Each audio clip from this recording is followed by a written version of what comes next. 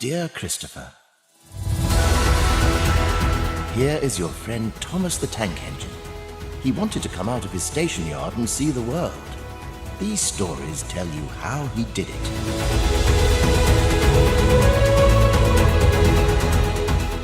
Greetings, everyone. Welcome to the first episode of the Thomas Retrospective, the series where I take a thorough look at each of the 25 seasons of Thomas and Friends, the Pack Mini season included. 25 installments, which will all eventually lead up to a big finale video where I rank them all. Naturally, this series will kick off with the one that started it all back in 1984, Season 1. Let's take a trip back in time, shall we? We all know the story.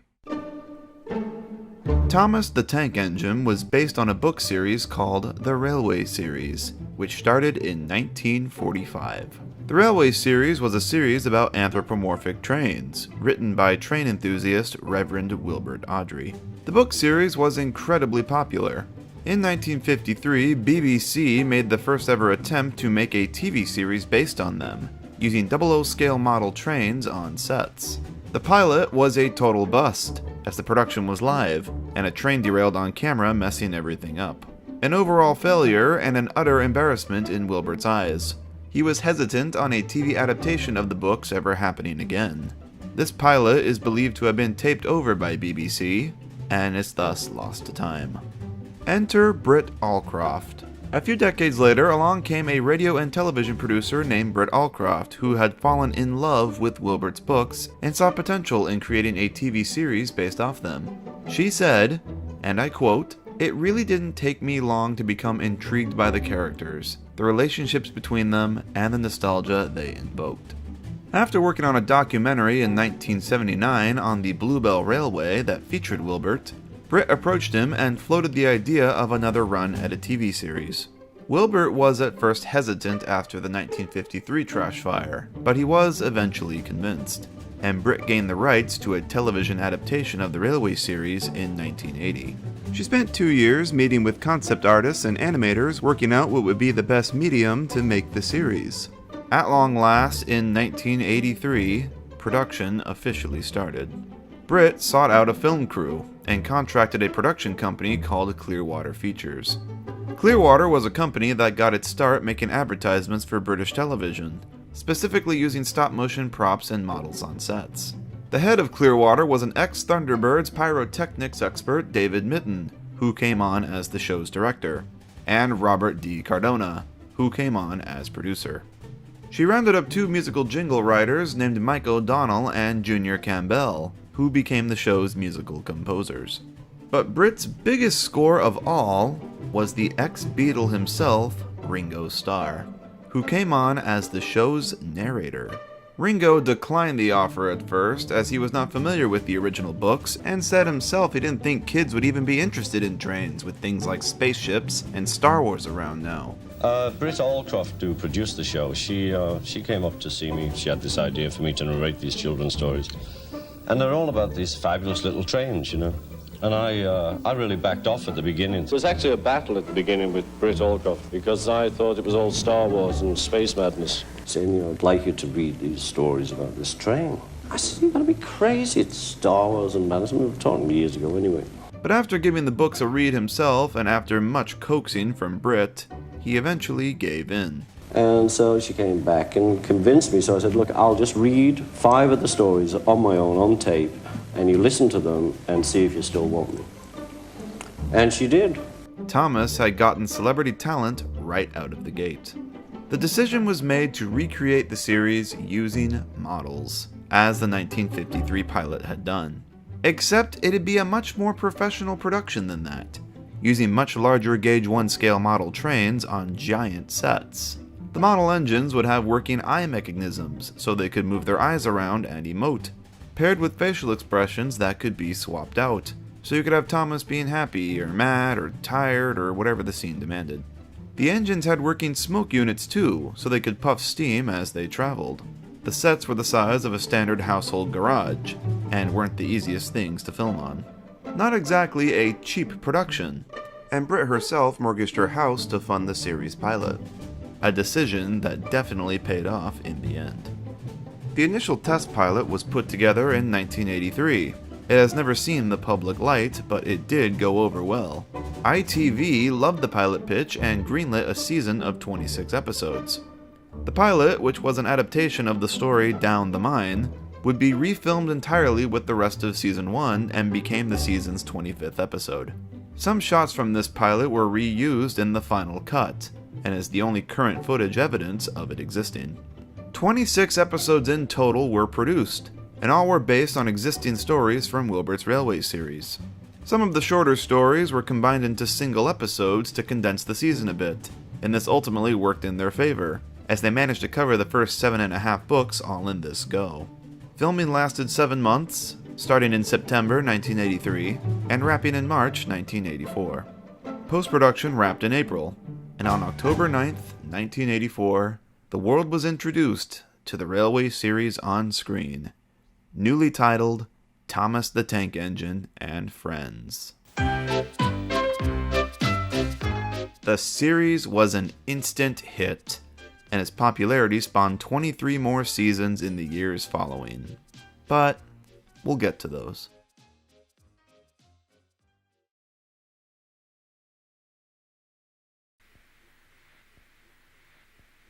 Thomas is a tank engine who lives at a big station on the island of Sodor. I think Season 1 is outstanding in a lot of ways. It's a wonderful first impression and introduction to this universe and characters. I think the overall decision for the aesthetic of Season 1, and Thomas in general, was very unique and clever for its time. Character-wise, it was brilliant. Using model props on sets with real steam was nothing new, but it's what they did with it. They crafted different facial expressions so these characters can emote properly. They gave the props eye mechanisms so they could move their eyes around in a way that gives them so much more life. If the eyes were just static all the time, they'd just be flat out creepy. By 2022 standards, this method may seem a little dated, especially when their eyes are not moving. Some shots definitely seem eerie now. Like, oh my god, Toby's staring right into my soul.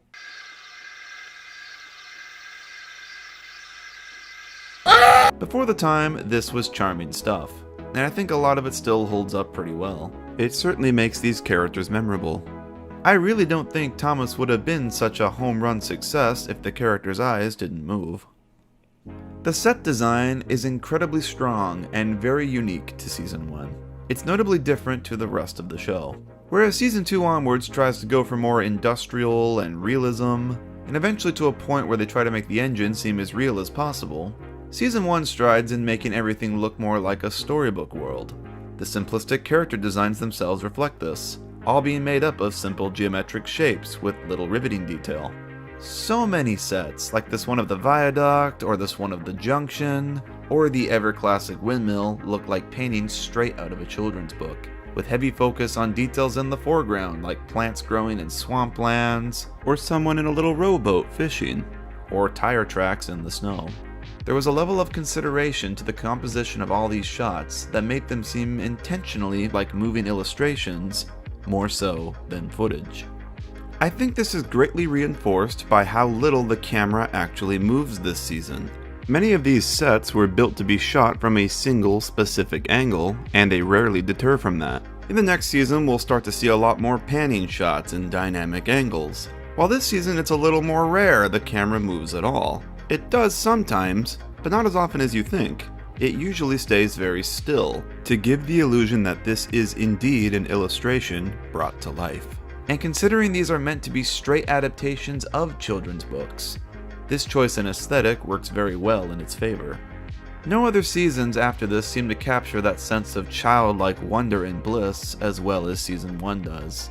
It's pure escapism. Aesthetically, I think Season 1 might be the most appealing season of them all. Musically, Season 1 is a real standout as well. It's a very synthy soundtrack, and a soundtrack that is very unlike anything in kid shows at the time. Mike O'Donnell and Junior Campbell understood good music will always be appreciated, and stand the test of time no matter the medium it's presented in.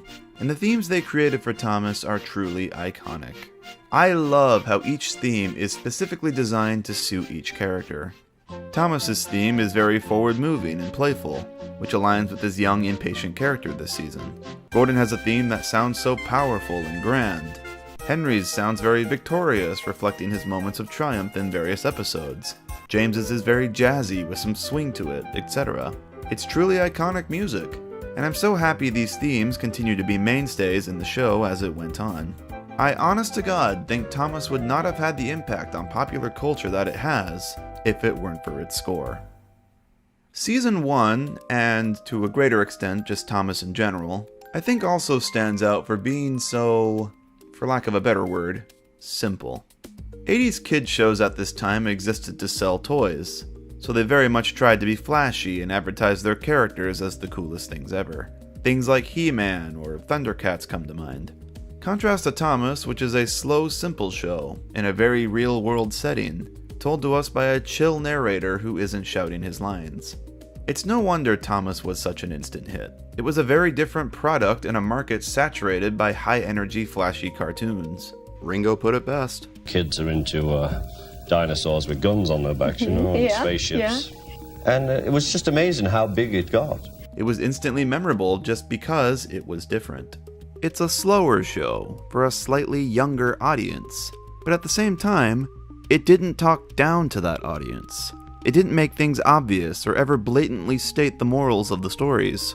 Sometimes they'd use more technical dialogue that would be totally lost on kids. So the feed pipe is blocked, said the inspector. I'll just look in the tanks. The brakes are hauled on. Leak in the pipe, most likely. Or have little humorous moments that are genuinely funny. 1, 2, 3, push! But he didn't help. My doctor has forbidden me to push, he said. Where's your cow catcher, he asked. But I don't catch cows, sir. Don't be funny. Inspector, can you see fish? And again, that's why it stood out. It's a kids show that isn't stupid, and treats its young audience with a level of intelligence. Wilbert Awdry put it best when he described his writing style in interviews. Well, when you're writing a children's book, you're writing for a whole lot of people. You're writing for the unfortunate parents who've got to read it aloud, time after time after time after time. You've got to put in little funny bits, subtle bits, which they'll enjoy, and then there's the simple slapstick stuff, which the child will enjoy.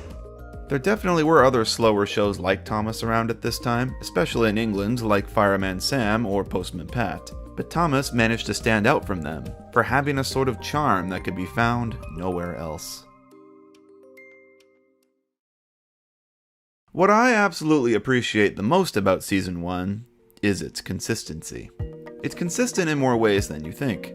It's consistent in tone through and through. It's consistent in its accuracy to the original stories. It's consistent in its continuity. Me, who has never had an accident. On jammed whistles and burst safety valves accidents. And it's consistent with the placement of all the locations and set throughout the episodes. Like how that one signal box is always right after the junction to the branch line. The viaduct is always before Wellsworth. Maron is always the station on the other side of Gordon's Hill. Except for that one time it wasn't. Whoops, etc. I think it manages this consistency so well because it's not juggling as many elements as later seasons are.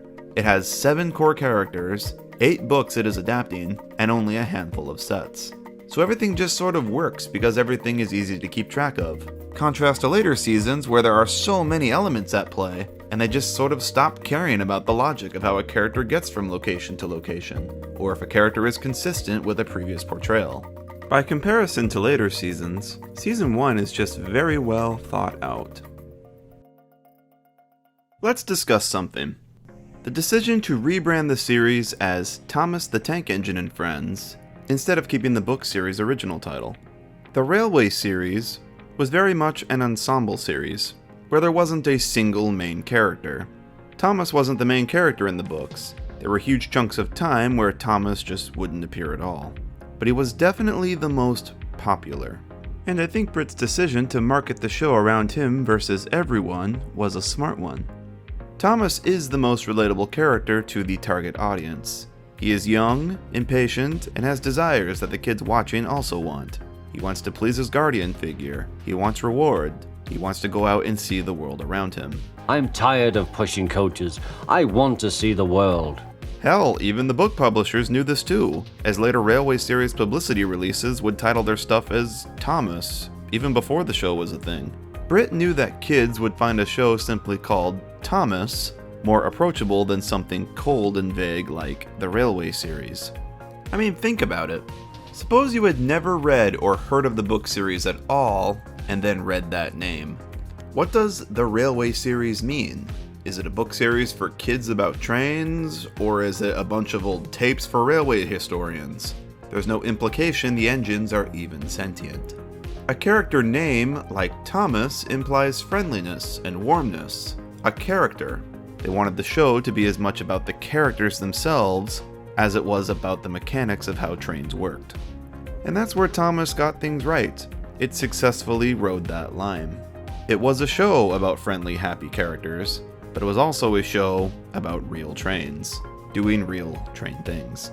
The title, Thomas the Tank Engine and Friends, is much more successful in directly conveying what the show is. You could never have heard about the show before and know exactly what it's about just by reading the title.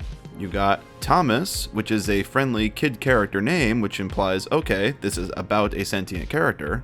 Then you got the Tank Engine, okay, so you know it's about trains. And then and Friends, which implies the show is not only about Thomas, there's more of a fun cast to meet. Thomas won't be the central character all the time. What's in a name, right? Speaking of characters, let's talk about them.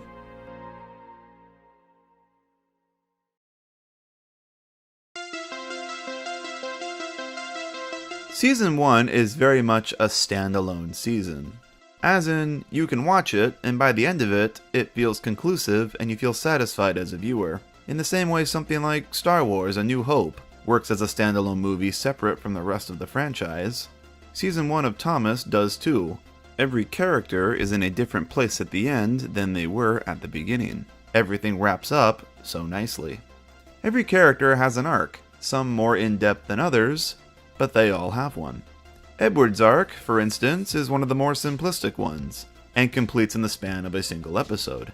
He proves he isn't a worthless old engine and shows up the bigger engines that belittled him, and then continues to do this as the season goes on. Whereas someone like Henry has an entire character journey over the whole season, starting as very selfish and ending being one of the more sympathetic and victorious of the fleet. Whether they have a complex arc or not, by the end of the season you do feel like you really know each character. Toby, who appears in 4 episodes total and speaks in only 3 of them, feels like a main character by the season's end. And I think that comes down to Audrey being a genius writer in brevity more than anything. All it takes is for a single story focused on each character alone for you to totally know what each one is all about. Thomas and Gordon have very noteworthy arcs, and this is something I never see anyone talk about. I can say with confidence that Thomas and Gordon were the main characters of Season 1. This was their season. Thomas and Gordon have a rivalry that starts in the very first episode, aptly titled Thomas and Gordon. Thomas is a cheeky little shithead, and Gordon is pompous and self-important. Their journeys come full circle as they both have incidents separate from each other that humble them. Thomas gets stuck in the snow. Gordon loses the express to James. Thomas leaves his guard behind. Gordon bursts his whistle. Thomas gets fish in his tanks. Gordon runs into a ditch. This all comes to a beautiful close in the second to last episode, Down the Mine, where Gordon and Thomas grow so much as characters that they finally decide to put their differences aside. Shall we form an alliance? You help me and I'll help you. Thomas and Gordon hate each other in the very first episode, and by the end of the season, they have formed an alliance, and travel off together into the sunset. Down the Mine is the spiritual finale to Season 1, in my opinion, showing the end of the show's 2 main characters introduced at the very beginning. As much as I love the trend of ending every season with a Christmas episode, this scene here really feels like a proper end. And buffer to buffer, the Allies puffed home.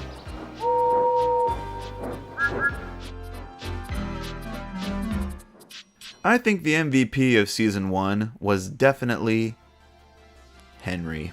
He goes through quite a trial and has the most interesting character journey. He's the most changed at the end of the season out of everyone. He starts as a rude, stuck-up curmudgeon, then a nice redemption story that makes the audience like him, another fall, but this time a very sympathetic one, and he came out of that victorious in the end. He even gets rebuilt into a much bigger, stronger engine, symbolizing rebirth, if you will. Most of Henry's best episodes come from Season 1. The Flying Kipper, of course, but also ones like Whistles and Sneezes, where he finally gets that one-up on Gordon, and the ever-famous sad story of Henry, where he gets locked up in a tunnel forever and dies of starvation and we never see him again. That's what happened in this episode, right? Clickbait! Henry feels like a totally different character by the end of this season compared to where he started, and that's why I think he deserves the award for season's MVP. Thomas alone definitely deserves a mention too. I was this close to giving the MVP award to him because it's Thomas. It's his show. Feels wrong to not give it to him in the first season. Thomas has some wonderful character growth this season, starting out as the little shithead he was in Thomas and Gordon, and showing real development through episodes like Breakdown Train, where he rescues James at a moment's notice and is gifted his branch line. Thomas's arc is a much larger, ongoing one though, that's worth discussing at a later time, but I think the season ended at a good place for him where it feels conclusive. So we'll let Henry have this one. Hurrah! Cried Henry. Well done, Henry. You deserve it, champ. Let's move on to the season's standout episodes.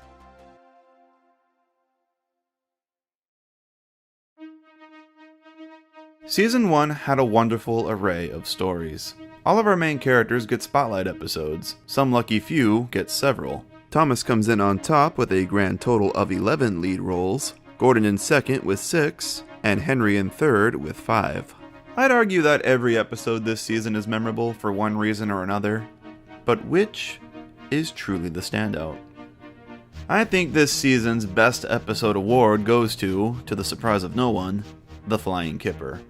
This is the one that is tonally very different from everything else, taking place in a snowy countryside at dawn, alongside a very beautiful score. A completely new type of atmosphere that we hadn't seen in the show prior to this, or really since.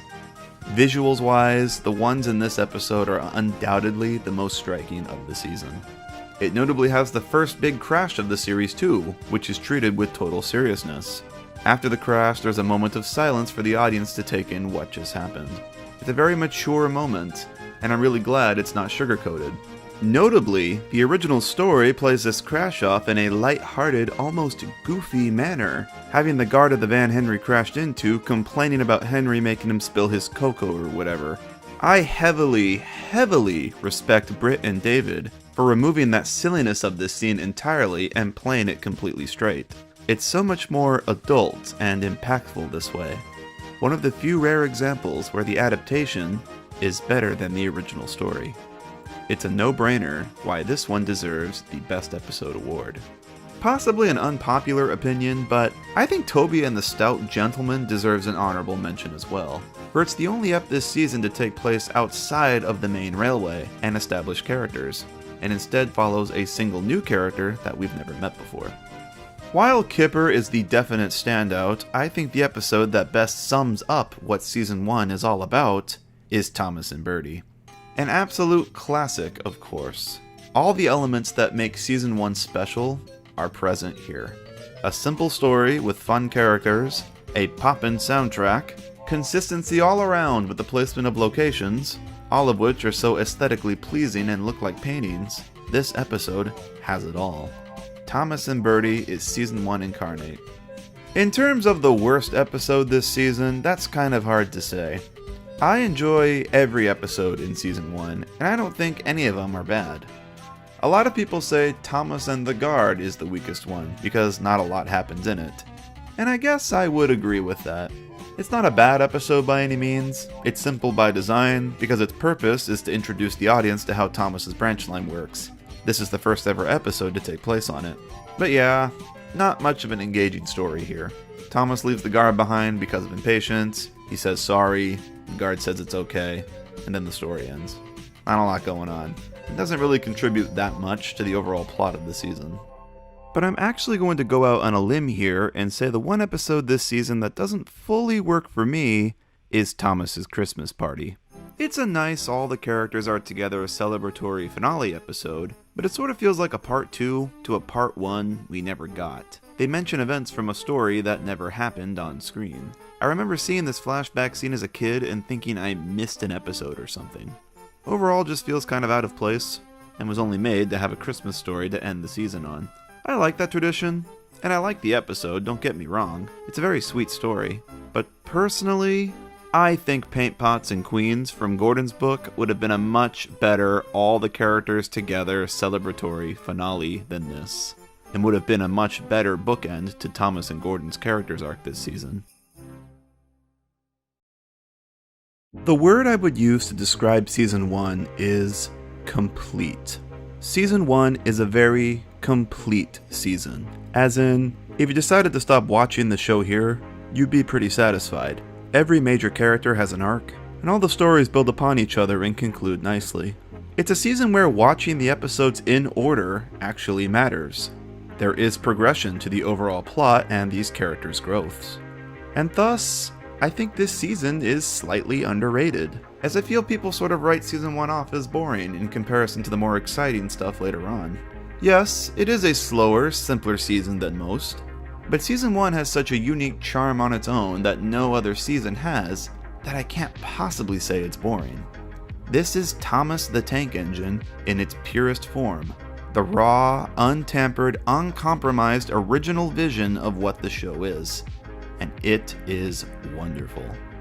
I think when most of us think about showing Thomas to someone who's never seen it before, our first instinct is to show them really bold and adventurous episodes of the later seasons, like Toby and the Flood, or Escape, or Duncan Gets Spooked or something. All of which are fantastic episodes, don't get me wrong. Hell, I recommended these. But if you want someone to understand why Thomas has this following that it does, why it's something so special, show them Season 1 in its entirety, and they'll get it. Season 1 has it all. It's a very effective first impression into this universe, and it ends in a conclusive, satisfying way, yet leaves the viewer wanting more. And boy, will they get more. But I shan't say any more, or I will spoil the next story.